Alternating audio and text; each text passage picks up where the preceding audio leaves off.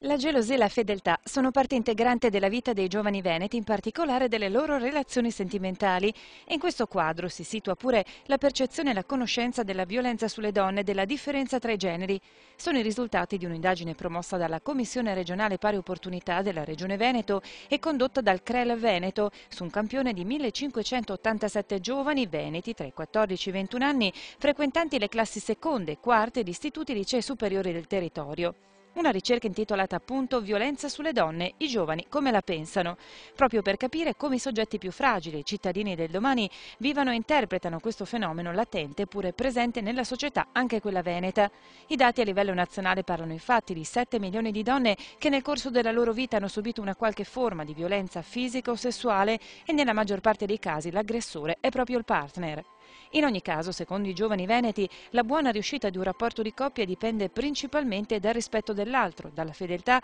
e dalla comprensione reciproca e meno dalle differenze di istruzione e cultura o dall'indipendenza economica dei partner. Esiste però, soprattutto da parte dei maschi, una concezione tradizionale dei ruoli e così pure viene rilevata una disparità tra quello che è giusto in termini di pari opportunità e quello che accade nella vita di tutti i giorni. Dividendo gli intervistati in 3 gruppi, infatti, il più numeroso appare proprio quello dei tradizionalisti, ossia quelli per i quali andrebbero mantenute le relazioni asimmetriche che esistono nella società.